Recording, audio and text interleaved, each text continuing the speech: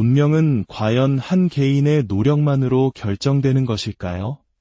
아니면 보이지 않는 거대한 힘, 가문의 역사와 부모의 삶이 우리의 길에 긴 그림자를 들이우는 것일까요? 한국의 오랜 정서 속에는 업보라는 개념이 깊이 자리하고 있습니다. 부모가 쌓은 공덕이 자식에게 빛이 되기도 하지만 그릇된 행동의 대가는 때로 자식이 짊어져야 할 무거운 짐이 되기도 합니다. 오늘 우리는 한 유명 정치인의 아들의 삶을 통해 이 피할 수 없는 운명의 굴레와 영적인 대물림에 대한 깊은 이야기를 나눠보고자 합니다. 이것은 단순한 개인의 이야기가 아니라 우리 모두의 삶과 연결된 보편적인 질문에 대한 성찰의 시간이 될 것입니다. 한 사람의 운명을 들여다볼 때 신의 언어는 때로 매우 함축적이고 직설적으로 다가옵니다. 그 아들의 운명을 묻는 질문에 신령이 내린 첫 마디는 이것이었습니다. 업보다. 대수대명한다. 대수대명이란 본래 한 사람에게 닥칠 큰 화나 애군을 다른 대상이 대신 받는 것을 의미하는 무속의 용어입니다. 즉, 아버지가 받아야 할 운명의 대가를 아들이 대신 치르게 된다는 무서운 경고인 셈입니다. 물은 언제나 위에서 아래로 흐릅니다. 그 물이 맑은 샘물이든 온갖 오물을 섞인 흙탕물이든 그 흐름의 방향은 거스를 수 없습니다. 부모의 업이 자식에게 흘러드는 것 또한 이와 같은 자연의 이치와 같습니다. 부모의 죄는 곧 자식의 삶에 드리워지는 업보가 될 수 있다는 것, 이것이 바로 이 가문에 내려진 영적인 진단입니다. 그렇다면 이 가문에는 어떤 특별한 영적 배경이 있는 것일까요? 이 집안은 대대로 칠성줄이 매우 강한 가문으로 보입니다. 칠성줄이란 북두칠성의 기운, 즉 하늘의 기운을 강하게 타고난 영적인 혈통을 의미합니다.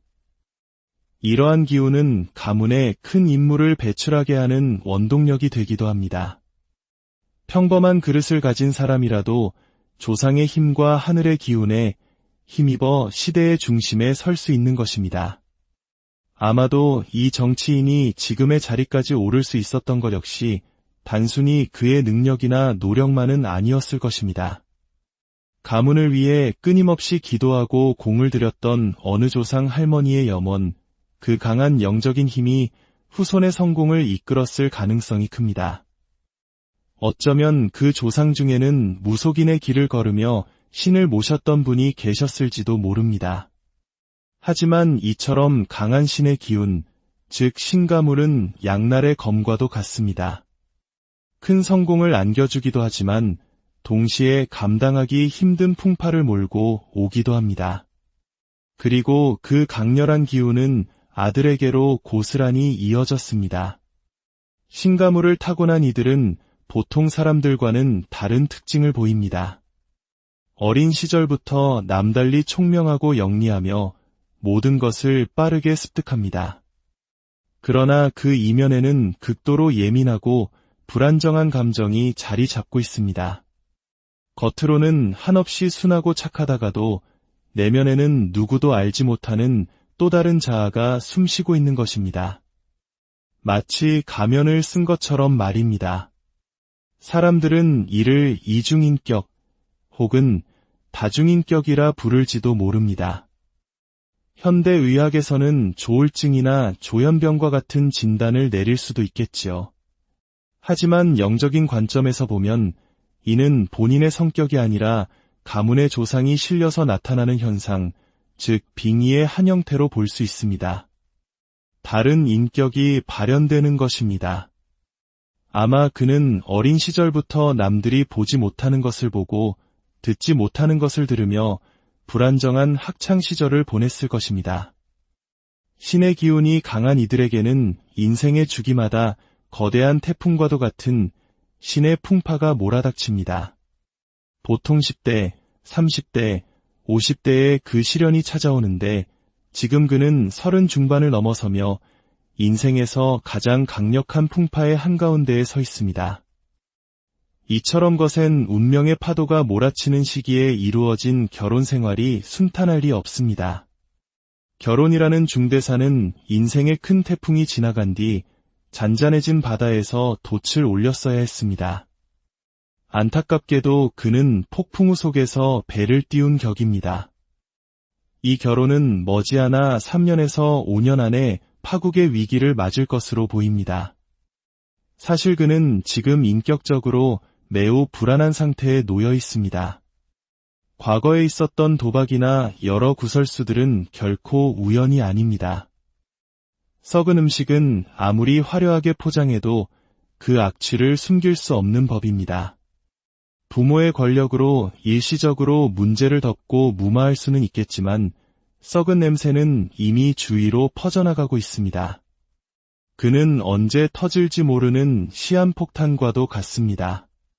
가장 비극적인 것은 그의 운명이 아버지의 운명과 강하게 결속되어 있다는 점입니다. 그는 스스로를 왕자라고 생각하며 살아왔을 것입니다. 아버지가 쌓아올린 견고한 성 안에서 모든 것을 누리는 왕자 말입니다. 하지만 그 성이 무너지는 순간 왕자의 세계도 함께 몰락하게 됩니다. 아버지가 정치적으로 몰락하는 날 그의 정신과 인생 또한 함께 무너져 내릴 것입니다. 폐위된 왕자의 말로가 비참하듯 그의 인생 또한 그러한 길을 걷게 될 가능성이 높습니다. 정신이 무너진 인간이 가장 쉽게 빠져드는 유혹은 무엇일까요? 바로 약물과 같은 극단적인 쾌락입니다. 결국 그는 큰 사회적 무리를 일으켜 언론의 집중 조명을 받게 될 것이며 그로 인해 가정마저 완전히 해체되는 비극을 맞이할 수 있습니다. 참으로 안타깝고 가슴 아픈 운명입니다. 이야기는 단지 한 개인의 불행을 넘어 우리에게 깊은 경각심을 일깨워줍니다. 부모는 자식의 거울이라는 말이 있습니다. 자녀는 부모의 뒷모습을 보며 자랍니다. 우리가 올바르게 살아가려 노력해야 하는 이유는 우리의 삶이 고스란히 다음 세대에게 대물림되기 때문입니다. 이야기를 통해 우리 각자의 삶을 돌아보는 계기가 되었으면 합니다. 나는 과연 자녀에게 어떤 모습을 보여주고 있는가? 나는 어떤 유산을 물려주게 될 것인가? 물질적인 것이 아닌 삶의 태도와 정신의 유산을 말입니다. 오늘 이 이야기가 여러분의 마음에 작은 울림을 주었다면 지혜의 빛을 나누는 마음으로 이 영상을 주변 분들과 함께 공유해 주십시오. 여러분의 구독과 좋아요는 저희가 더 깊이 있는 이야기들을 탐구해 나갈 수 있는 큰 힘이 됩니다. 부디 여러분의 가정에는 늘 행복과 평안이 깃들기를 진심으로 기원합니다. 인생에서 가장 소중한 것은 바로 가정의 행복입니다. 늘 건강하시고 매 순간 행복하시기를 바라겠습니다.